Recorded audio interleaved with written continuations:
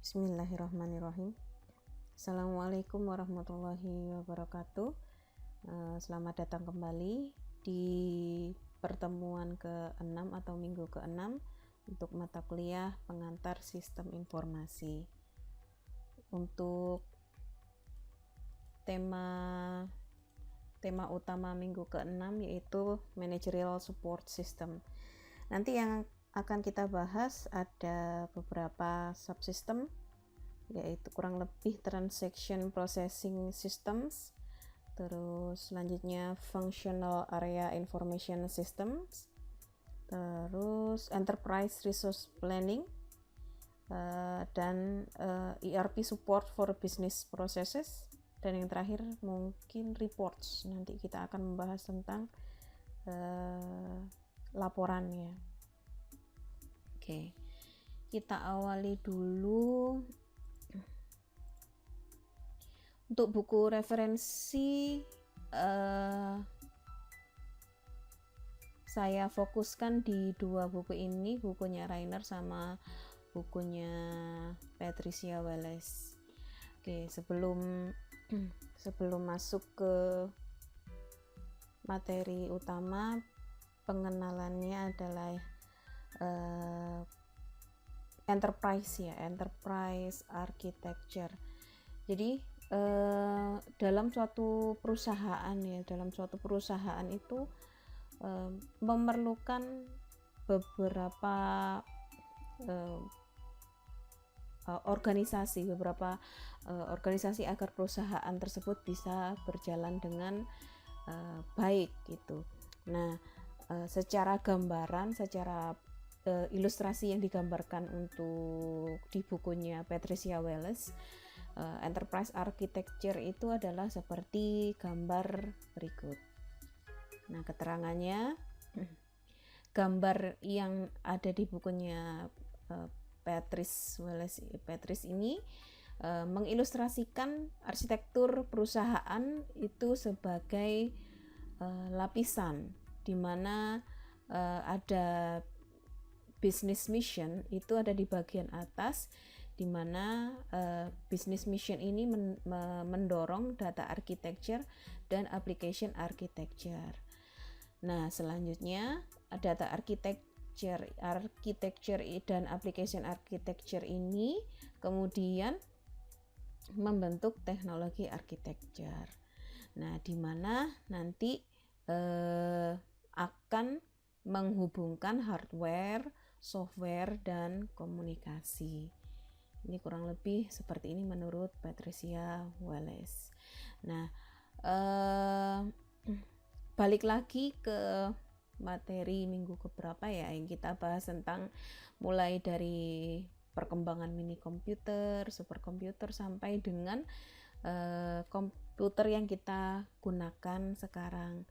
Nah, ini mulai juga dari aplikasi client server. Nah, yang selanjutnya yaitu virtualization, di mana datanya sudah mulai cloud. Ya, datanya sudah mulai cloud. Nah, untuk agar aplikasi-aplikasi tersebut itu di perusahaan tidak sekedar tidak sekedar diadakan, namun sudah sesuai dengan target atau sudah sesuai dengan rencana dari perusahaan, ya, sesuai dengan rencana perusahaan. Maka dari itu alangkah baiknya IT itu juga mempunyai roadmap. Nah, di sini ada guide bagaimana membuat roadmap IT. Nah, ini kalau untuk ini nanti ada di beberapa mata kuliah di akhir, ya. Ada di beberapa mata kuliah di akhir. Nah, salah satu contoh yang ingin saya tunjukkan yaitu, nah, kebetulan di mata kuliah tata kelola TI ada yang namanya strategic alignment, di mana maksudnya dari strategic alignment ini tata kelola IT ini, tata kelola IT ini mengatur agar IT yang dibuat atau IT yang nanti mungkin akan dibeli atau akan dikembangkan itu sesuai dengan atau selaras dengan tujuan bisnis. Jadi tidak hanya IT itu diadakan, tidak hanya IT itu dibangun tanpa ada perencanaan yang disesuaikan atau yang diselaraskan dengan bisnis. Jadi kita kembali ke slide. Jadi salah satunya yaitu bagaimana membuat IT arsitektur, yaitu nanti ada di beberapa mata kuliah akhir. Ada kalau tidak salah, seingat saya ada mata kuliah PSSI, perancangan strategis sistem informasi ya. Di sana nanti diajarkan bagaimana bisa membuat IT blueprint, mungkin IT master plan. Nah ini mungkin bisa membuat IT architecture ya. Terus selanjutnya, oke, nah kita masuk ke transaction processing. Nah, transaction processing ini maksudnya adalah di mana transaksi, saya ulang, transaction processing system ini di mana data awal itu mulai dikumpulkan. Nah, contoh, nah ini dia, kita bahas transaction processing system. Transaction processing system atau biasa disingkat TPS itu mendukung monitoring, ada collection, ada storage, ada penyimpanan, dan processing dari data yang bersumber dari transaksi bisnis pada organisasi atau perusahaan. Nah, TPS mengkolek data secara terus-menerus, biasanya secara real time. Yaitu setelah data di-generate atau dibuat. Nah, di TPS ini menyediakan input untuk database perusahaan. Contohnya itu yang paling umum dan paling sering kita jumpai, aplikasi kasir. Nah, itu kan berarti mengkolek data penjualan ya, apa saja untuk yang hari ini dijual. Contoh di Indomaret itu POS. Nah, ini contohnya diagram untuk transactional processing ini untuk diagramnya. Nah, ini contohnya ini misalkan kita di Indomaret, Alfamart, Superindo, Giant, apapun lah intinya, saya tidak mempromosikan satu toko saja. Contohnya kita membeli cornflakes atau susu atau apapun di toko tersebut. Nah, selanjutnya di-scan oleh alat di mana data tersebut mulai diproses. Nah, itu yang disebut dengan transaction processing system. Nanti dari dari aplikasi tersebut muncul untuk barcode ini merupakan cornflakes. Apakah sudah benar dengan barcode yang dimasukkan tersebut? Oh ya, benar, cornflakes. Ukurannya berapa, harganya berapa. Nah, ada ya, ini yang saya maksudkan tadi adalah detail reports tadi. Nah, yang selanjutnya, jika data tersebut akhirnya dilakukan transaksi pembayaran sampai selesai, maka data tersebut tersimpan pada database. Nah, data yang tersimpan di database tersebut itulah yang nanti akan dijadikan informasi. Nah, ada beberapa yang nanti akan mengolah dari database transaksional tadi. Nah, ini ada contohnya, ada Mas Faiz. Waduh, bukan ya. Ini istilah atau singkatan dari Functional Area Information System ya.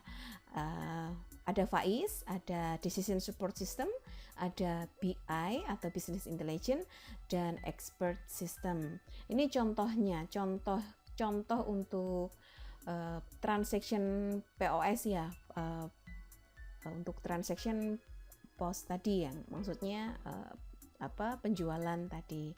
Nah, data yang disimpan di database nanti bisa diolah lagi, bisa diolah lagi. Nah, contoh lain lagi, contoh transactional processing yang lain lagi apa selain penjualan?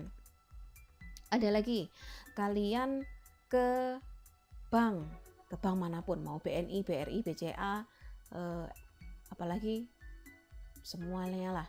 Nah, pertanyaannya adalah apakah nasabah yang datang ke bank hanya melakukan nabung uang saja? Nah, tidak, karena ada beberapa yang mengambil atau withdraw uang, ada yang transfer uang, ada yang ke customer service. Oke, kita bahas yang kalau ke customer service mungkin beda sistem. Oke, kita yang ke teller saja ya, yang ke teller itu apakah hanya setor uang saja? Tidak. Jadi nasabah yang ke sana bisa setor uang, bisa ambil uang, bisa transfer, dan lain sebagainya. Data-data yang dilakukan oleh antara nasabah dan kasir tersebut merupakan contoh transactional processing. Ada lagi, misal kalau kalian beli di e-commerce, entah itu Tokopedia, Shopee, Bukalapak, atau yang lain sebagainya, kalian melakukan pembelian barang, terus, nah, proses yang seperti itu namanya transaction processing. Oke, kurang lebih contohnya seperti itu. Kita lanjut materinya. Oke, nah, ya, yang selanjutnya adalah Functional Area Information System.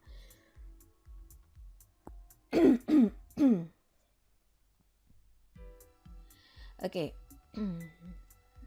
Nah, Functional Area System itu sama seperti judul subtemanya, yaitu kita sudah membahas tentang area fungsional. Jadi kalau kita mungkin, kalau contohnya perusahaan yang kecil, departemen yang ada mungkin terbatas. Nah, namun kalau misalkan kita mengambil contoh perusahaan tersebut memang kompleks, perusahaan tersebut memiliki beberapa departemen atau beberapa bagian.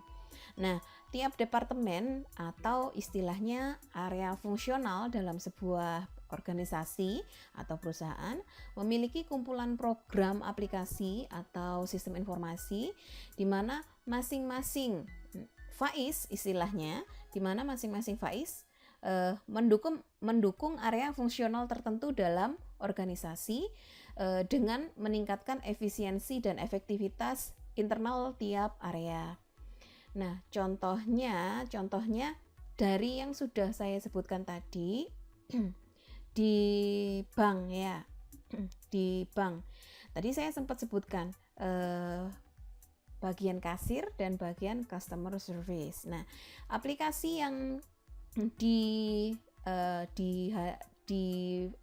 dihadapi oleh kita ngomong role atau perannya ya, peran kasir sama peran customer service CS itu berbeda, dimana nanti aplikasinya pun juga akan kemungkinan besar juga berbeda.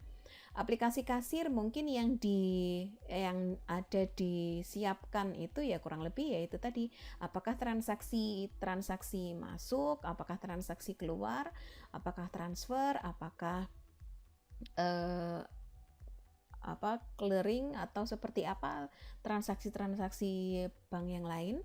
Nah, sedangkan untuk aplikasi untuk CS itu bisa entah itu ganti kartu, entah itu buka rekening baru, apalagi misal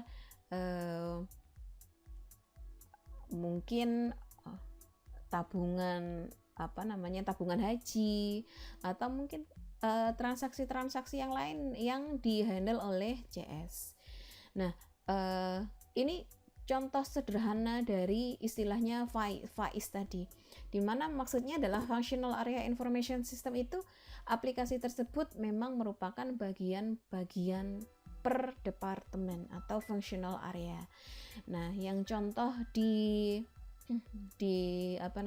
buku ini ada sistem informasi akuntansi, sistem informasi keuangan. Ini contohnya saya buat. Ini contoh sistem informasi akuntansi, ada keuangan, finance gitu. Akuntansi dan finance mungkin yang memahami bedanya, Anda bisa diskusi dengan teman-teman mahasiswa akuntansi. Nah, bedanya akuntansi sama finance itu apa? Nah, kurang lebih nanti pembahasannya seperti ini. Oke. Ada lagi cakupan untuk FAIS itu apa saja? Functional area ya.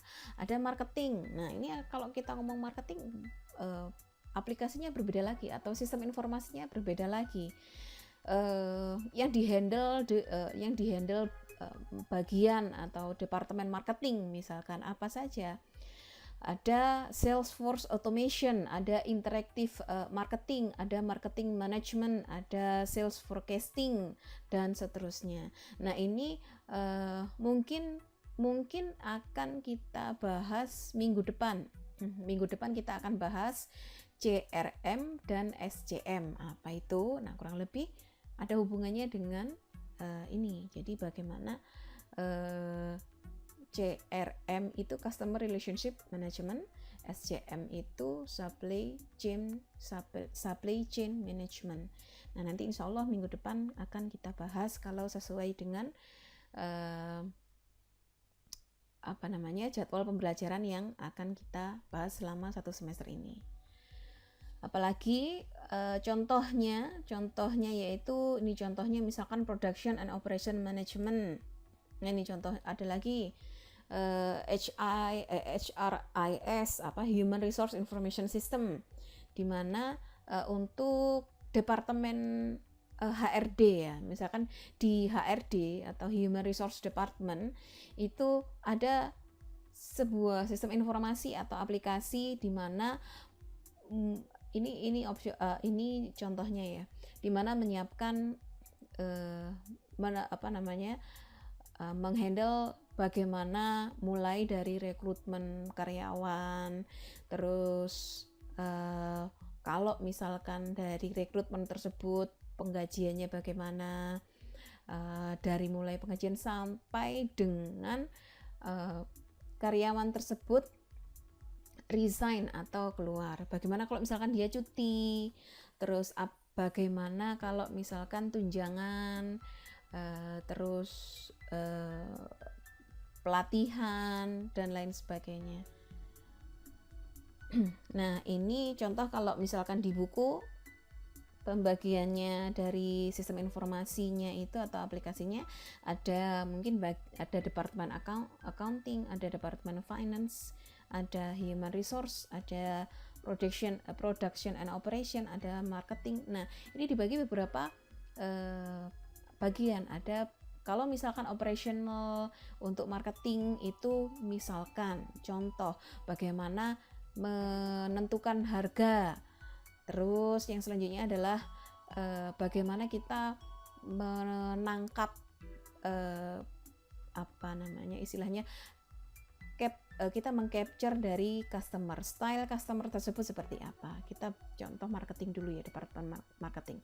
Nah, untuk tacticalnya ada yang namanya customer relation. Nah, ini ya yang insya Allah kita bahas minggu depan. Bagaimana untuk marketing itu bagaimana berelasi dengan customer. Ada lagi Salesforce automation, bagaimana membuat otomasi dari penjualan. Dan bagian yang terakhir yaitu strategic. Nah, ini ada sales forecasting, ada peramalan, bukan peramalan kayak Ki Joko Bodo atau peramalan jodoh, bukan seperti itu. Di sini ada data dapat dari mana? Seperti yang di slide yang sebelumnya, data dari transactional. Data dari transactional itu dilakukan forecasting, dilakukan peramalan. Jadi datanya diolah menjadi informasi, sehingga sama seperti materi minggu kemarin, sehingga dari informasi-informasi yang didapat diolah lagi bisa menjadi sebuah knowledge. Nah, kurang lebih seperti itu. Bisa digunakan untuk perencanaan ke depannya, bisa juga digunakan untuk membantu menentukan keputusan. Oke, next. Nah, sekarang kita bahas tentang ERP. Nah, sebenarnya ERP itu apa sih? Nah, ini contoh. Kalau misalkan tadi kita bahas istilahnya FAIS atau Functional Area kan ya, Functional Area Information System. Nah, di sini adalah kumpulan dari FAIS.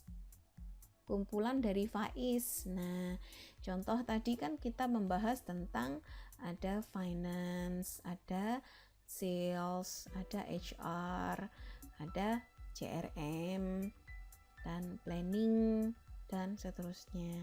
Nah, ini contohnya kalau misalkan ada nah seperti yang saya mungkin sampaikan tadi, Bu Siti kok sempat menyampaikan membangun, membeli atau seperti apa. Jadi ERP ini bisa dibangun atau di-customize sendiri oleh perusahaan tersebut. Jadi misalkan memang perusahaan tersebut ingin membuat sendiri ERP system yang memang made in by their developer, mungkin memang mereka menyiapkan sendiri khusus untuk perusahaan mereka. Nah, sedangkan ada beberapa perusahaan yang mungkin memang tidak menganggarkan ERP untuk membangun dari nol. Bisa juga melakukan pembelian. Nah, kalau misalkan membeli itu salah satu contoh yang komersil itu adalah SAP. ERP yang komersil itu contohnya ada SAP. Nah, membahas tentang apa? Membahas tentang contohnya business and IT alignment. Balik lagi, saya tadi sempat menunjukkan untuk mata kuliah audit. Kebetulan mata kuliah PSI ini bersamaan dengan mata kuliah audit sistem informasi, sehingga saat saya membuat materi ini pasti biasa berbarengan dengan audit. Nah, tadi sempat saya tunjukkan bahwa di audit di tata kelola IT itu ada salah satu dari 5 fokus area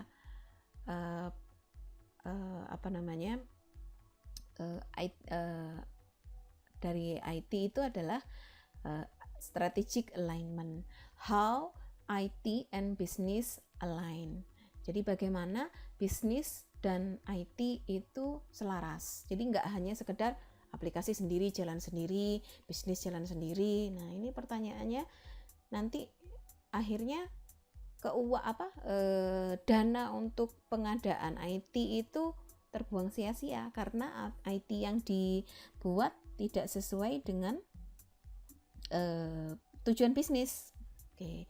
Ada lagi data migration, bagaimana nanti migrasi data. Ini kan dari berbagai database. Bisa awalnya itu untuk yang transactional processing, transaksionalnya itu kan ada beberapa database. Ada yang menggunakan database Oracle, ada yang menggunakan database SQL Server, ada yang menggunakan database yang lain. Nah, di sini ada namanya data migration, ada optimization dan seterusnya. Oke.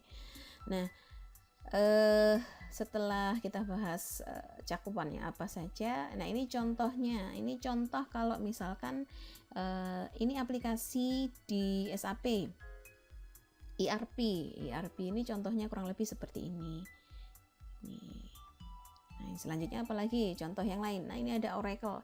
Nah, mungkin semester ini atau mungkin tahun depan, semester depan atau tahun depan, Anda akan mengenal nama Oracle. Nah, yang paling sering Oracle ini memang digunakan untuk database. Sebenarnya produknya Oracle itu tidak hanya database saja, tapi ada juga Oracle ERP, ya ada lagi Oracle Business Intelligence, bisa karena Oracle ini komersil ya, jadi bisa di tidak hanya sekedar database saja, namun dia juga menyediakan Oracle application. Oke, contohnya apa lagi untuk yang komersil? Ada ini dari PeopleSoft. Jadi dari PeopleSoft ini juga mengeluarkan ERP yang berbayar. Next, nah ini kenapa sih kok kita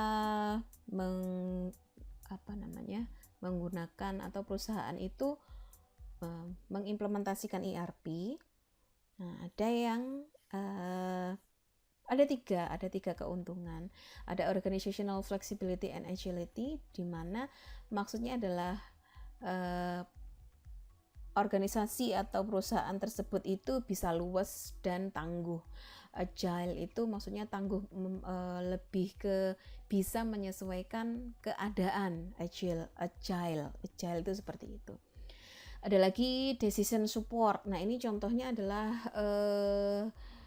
salah satu alasan untuk membantu memutuskan. Nah, jadi dari ini contoh sederhana dari data transactional processing tadi, diolah sehingga si pemangku keputusan, si misalkan manajer atau seperti apa, dia melihat data tersebut, dia melihat grafik atau seperti apa, nanti dia bisa membantu mempercepat untuk keputusan, di mana awalnya itu dia memutuskan mungkin tanpa dasar atau mungkin dengan pakai feeling atau mungkin seperti apa. Nah, di sini bisa menggunakan pola. Ada tadi sempat kita bahas tentang forecasting, ya kan? Ada membantu untuk penentuan keputusan. Nah, ada quality and efficiency. Nah, ini juga lebih ke data itu lebih berkualitas dan efisien. Oke, next. Nah, selain ada keuntungan, ada juga mungkin lebih ke kekurangan menggunakan ERP. Nah, ini kekurangan menggunakan ERP itu sistem yang besar karena gabungan dari FAIS, ya, dari beberapa transaction processing atau beberapa functional area system, information system, ya, sehingga mungkin perusahaan perlu mengubah proses bisnisnya, sehingga hal tersebut itu menjadi sebuah permasalahan baru, di mana nanti kalau kita mengubah proses bisnis pasti juga mengubah kebiasaan, dan hal tersebut tidak mudah untuk mengubah kebiasaan. Oke, nah ini mungkin di beberapa perusahaan itu akan menimbulkan masalah serius gitu, di mana karyawan tidak ingin meninggalkan cara kerja yang lama sehingga mereka menolak perubahan. Itu salah satu kekurangannya atau kelemahannya. Nah, kekurangan atau batasan atau kelemahan yang lain untuk ERP, yaitu karena kumpulan dari beberapa transaction atau functional area processing ya, functional area information system ya. Jadi dia akan menjadi sangat kompleks, dan software kalau misalkan membeli, misalkan tadi seperti yang saya contohkan ada SAP, ada Oracle, itu mahal. Dan karena kompleks, pelatihannya atau membiasakan menggunakannya user itu membutuhkan waktu yang agak ya lumayan lama, seperti itu. Karena apa? Karena fitur-fiturnya kompleks, karena fitur-fiturnya semuanya dihandle, seperti ya tadi yang dari dari transaction processing atau functional area information system tadi menjadi digabungkan. Nah, itu akan menjadi kompleks. Oke, next. Nah, ERP mendukung bisnis proses. Nah, ada banyak hal, namun yang disorot itu ada tiga hal ya. Ada 3 hal yang menonjol untuk untuk membantu ERP dalam membantu bisnis perusahaan. Ada yang namanya the procurement process atau proses pengadaan, ada fulfillment process atau proses pemenuhan, ada the production process, ada proses produksi, di mana mulai dari procurement itu maksudnya pengadaan apa sih? Di mana misalkan ini contoh general ya, contoh general itu di mana ini antar departemen, di mana kalau misalkan proses pengadaan itu dimulai dari gudang, misalkan barang A stoknya sudah menipis atau habis, sudah mencapai batas pemesanan lagi, di mana bagian atau departemen warehouse ini, gudang ini perlu merestock lagi, perlu menambahkan atau membeli lagi. Nah, sedangkan kalau kita ngomong procurement atau pengadaan, berakhir di mana proses bisnis tersebut? Berakhir di departemen akuntansi, karena gudang tidak memiliki hak untuk membayar barang yang dia butuhkan untuk di stok. Bagian gudang dia hanya memang untuk storage atau memang untuk warehouse. Mohon maaf, bukan storage, lebih ke warehouse ya, memang penyimpanan atau gudang, di mana dia tidak bisa mengeluarkan uang untuk restock barang yang ada di gudang tersebut. Siapa yang melakukan pembayaran? Bagian atau departemen akuntansi. Nah, ini di mana ERP itu proses atau ini nanti sistemnya. Jadi kita ngomong membayangkan. Jadi dari bagian gudang login ini kalian sembari membayangkan. Bagian gudang membuka aplikasi login sebagai dia di departemen warehouse, misalkan dia memilih beberapa item barang di mana dia membutuhkan untuk restock lagi. Nah, dia mengisikan barang A, B, C, dia membutuhkan restock berapa jumlahnya. Nah, selanjutnya kalau misalkan dia save proses tersebut, yang selanjutnya adalah dia sudah tidak bisa melakukan proses bisnis yang selanjutnya. Sudah selesai sampai dia request hal tersebut. Proses bisnis tersebut ya, proses bisnis yang tadi kita ngomong procurement ya, kita ngomong bagaimana barang dari kosong menjadi ada di warehouse, ada di gudang, yaitu dengan melakukan pembelian ya. Yang melakukan pembelian atau pembayaran itu adalah akuntansi, bagian akuntansi. Jadi dari request tadi muncullah di departemen akuntansi, di mana nanti misalkan disesuaikan dengan anggaran keuangan. Barang A kayaknya ini lebih dari budget, kita kurangi. Nah, dan seterusnya sampai dengan bagian atau departemen akuntansi ini melakukan pembayaran. Nah, ini sudah 2 departemen. Contohnya. Yang selanjutnya adalah the fulfillment process atau proses pemenuhan.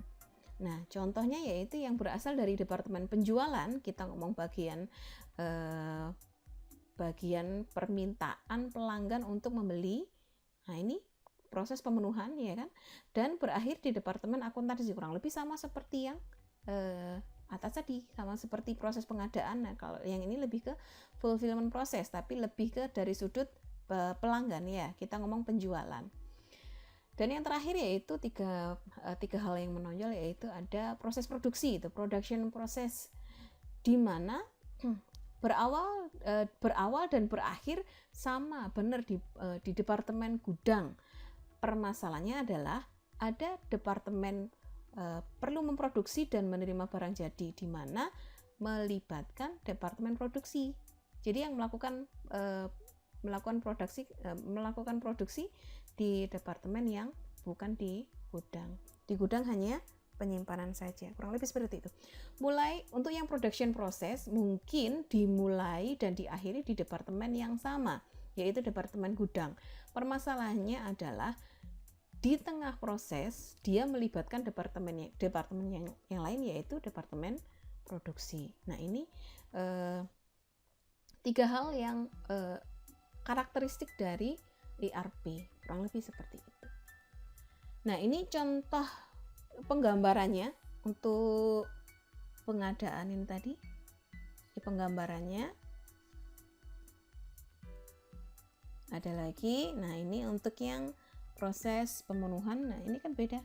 Sedangkan tadi mulai dari warehouse, purchasing, ada warehouse lagi, ada packing list, ada goods receipt documents, dari bagian accounting ada invoice, ada payment atau send. Nah, ini kurang lebih seperti ini proses bisnisnya, kurang lebih. Ini akan berbeda di masing-masing perusahaan. Ini untuk yang fulfillment dan ini untuk yang production. Ini dimulai dari departemen warehouse, diakhiri juga di departemen warehouse, tapi melibatkan departemen production. Sedangkan di sini dimulai dari departemen sales, berakhir di accounting. Di sini untuk yang pengadaan berawal dari warehouse, gudang, berakhir di departemen accounting. Oke. Nah, yang selanjutnya, dari dari proses-proses tersebut tidak lepas dari report. Saya tadi sempat menyampaikan ada BI, ada decision support. Nah, dari mana manajer bisa mengambil, atau manajer atau pemangku keputusan, di mana dia bisa mengambil keputusan dengan cepat. Salah satunya dia melihat reports dari yang sudah ada. Reports ini adalah hasil olahan data. Oke.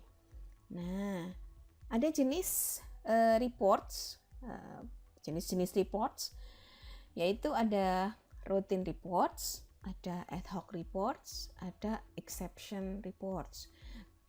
Dari namanya saja sebenarnya sudah bisa kita pahami, ya. Kalau kita ngomong routine reports, ya reports atau laporan yang dihasilkan pada jangka waktu yang sudah dijadwalkan. Dijadwalkan itu bagaimana maksudnya? Apakah harian, mingguan, bulanan, atau seperti apa? Nah, ini masing dijadwalkan ini kita tidak bisa harus memastikan bulanan, kita tidak bisa memastikan harian karena sesuai dengan masing-masing proses bisnis. Misalkan seperti yang saya sampaikan tadi, kalau misalkan Indomaret, misalkan contoh yang sempat saya sebutkan tadi, Indomaret ada berapa laporannya bagaimana, bisa harian, bisa mingguan. Nah, ini tergantung. Kalau misalkan contoh lagi bank, tadi saya sempat menyebutkan bank. Kalau bank ini kayaknya laporannya lebih ke, kalau misalkan laporan sederhana biasanya ada di, kalau laporan transaksi biasanya kan ada di akhir tahun ya. Wah, ini kalau saya salah, ini saya kebetulan saya bukan orang bank ya. Nah, biasanya di akhir tahun itu ada libur. Nah, ini nggak bisa banknya libur, di mana digunakan untuk menghitung ini, menghitung itu, kurang lebih seperti itu. Jadi terjadwal itu enggak mesti harus 1 hari 2 hari, sesuai dengan kebutuhan bisnis, sesuai dengan memang yang dibutuhkan. Nah, contoh kalau misalkan kita ngomong sistem informasi akademik, laporannya apakah harian, apakah bulanan. Untuk akademik reports-nya bisa mingguan, bisa per semester. Nah, kalau untuk mingguan biasanya untuk minggu ini misalkan untuk akademik ya, untuk akademik minggu ini apakah ada perkuliahan, kurang lebih seperti itu reportnya. Nah, sedangkan yang besar kalau untuk bulanan kayaknya jarang sekali ada laporan bulanan, dan yang paling sering untuk akademik biasanya per semester ya, per semester. Untuk yang mingguan itu kayaknya opsional, jadi enggak selalu. Ada lagi ad hoc reports. Ad hoc reports itu sesuai dengan permintaan, yaitu laporan di luar rutinitas. Nah, misalkan tiba-tiba manajernya mencurigai sesuatu yang di luar kewajaran. Nah, ini coba saya minta laporan keuangan untuk bulan lalu, 2 bulan yang lalu dan bulan ini. Nah, misalkan seperti itu ad hoc itu sesuai dengan permintaan. Nah, yang terakhir adalah exception itu yaitu memasukkan informasi yang berada di luar standar ambang tertentu. Exception report mungkin hanya mengidentifikasi kasus-kasus di mana penjualan berada di luar ambang yang ditetapkan. Misalkan lebih dari 20% kekurangan kuota. Contohnya seperti itu. Nah, yang selanjutnya untuk yang ad hoc ini atau mungkin laporan yang lain juga ini saya lupa ya, apakah masih ada atau tidak mata kuliahnya. Kalau dulu yang saya ingat itu ada mata kuliah namanya sistem informasi eksekutif. Nah, mungkin ini sudah dilebur ya, mungkin ini sudah dilebur. Kalau dulu ada mata kuliah sistem informasi eksekutif. Nah, ini di mana mata kuliah ini mempelajari tentang bagaimana drill down reports, ada key indicator reports, ada comparative reports. Ini ada di seingat saya dulu di mata kuliah sistem informasi eksekutif. Nah, kita menyajikan data itu tidak hanya sekedar data transaksional, kita tempel, tampilkan, bukan seperti itu. Tapi ada aturan mainnya, karena kalau misalkan data itu kita tampilkan tanpa ada arti yang jelas, maka data tersebut itu tidak akan menjadi informasi. Kenapa? Karena tidak akan memberikan sebuah informasi yang jelas. Karena yang dilihat ya hanya ini data apa, ini data mentah, dan data mentah. Sedangkan informasi adalah salah satunya di mana tampilan informasi tersebut itu bisa diambil keputusan, bisa diambil intisarinya. Nah, oke. Kurang lebih seperti itu untuk materi minggu ini. Insya Allah minggu ke-6 kita bahas tentang CRM dan SCM. Mungkin bisa ditambahkan lagi untuk ERP yang lebih detail lagi. Sekian dari saya. Jaga kesehatan, sukses untuk semuanya. Selamat siang.